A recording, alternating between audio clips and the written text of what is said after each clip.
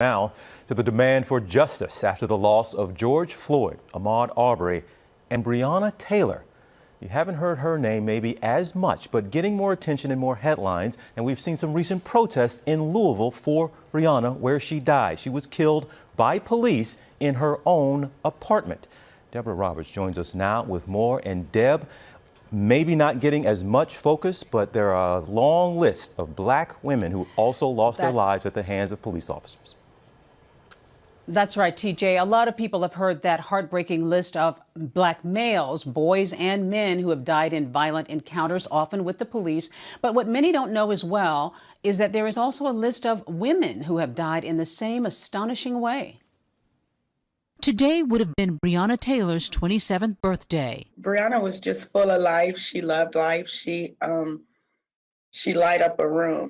But instead of celebrating, her family is in mourning, seeking comfort in her memory. In that brief moment where people forgot about her for 2 months at a time, people need to know that Breonna Taylor mattered, and Breonna Taylor was great. On March 13th, Breonna, a Louisville EMT, was shot 8 times in her apartment by 3 plainclothes police officers who were executing a no-knock search warrant for someone else.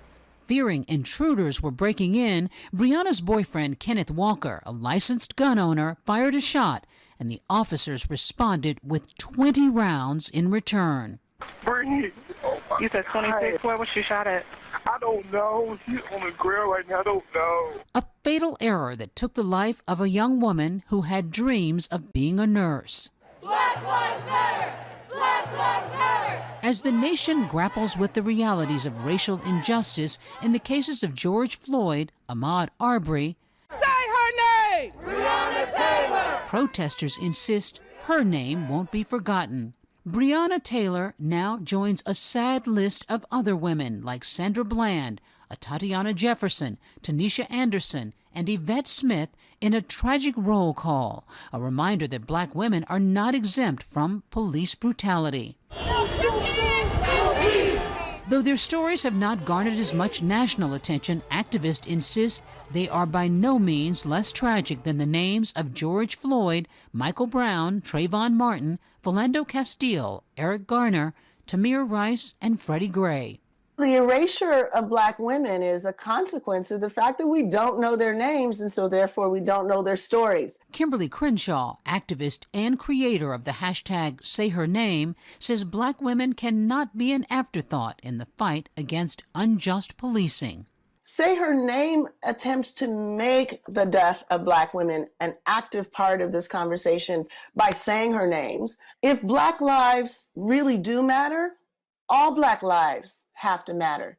That means black lives across gender have to be lifted up. The suspect that police were looking for was actually in custody when Breonna Taylor was killed. There's been no action in this case, no arrest, no charges, and there is now a huge movement to try to change that, to try to put pressure on Kentucky authorities. There's even a petition that has gathered about 4 million signatures, TJ, trying to make sure Breonna Taylor's name is not lost in all of this action. All right, Deb, thank you so much for that this morning. An important story, and Lanita Baker is the family attorney for Breonna Taylor. Thank you for being here. I'm sorry it's under these circumstances, but no arrests have been made in this case. An investigation is underway. What's your level of confidence that there will be action and there might be charges against the officers in this case? I think it's important that the general public continue to put pressure on the authorities here. Currently, the case is before the Kentucky Attorney General, who's going to serve as the special prosecutor in the case. We are informed that the Public Integrity Unit investigation that's being performed by Louisville Metro Police Department is not complete. So though the mayor has asserted that that investigation has been turned over to the Attorney General, what Attorney General Daniel Cameron's, Kentucky Attorney General Daniel Cameron's office has informed us is that that investigation is nowhere near complete. We're told that they need at least 2 to 3 months more to investigate. We don't think it takes that long to do this investigation. You know, we, as the attorneys for the family of Breonna Taylor, we've been out there, we've talked to neighbors, We've seen the apartment. We know what it looks like. It doesn't take 6 months to complete an investigation. Has there been has there been frustration on the family's part that it's taken a while, or it seems like her name is not has not been out there? Definitely the frustration of not getting answers. It wasn't until this case went global that we began to get any type of information from authorities.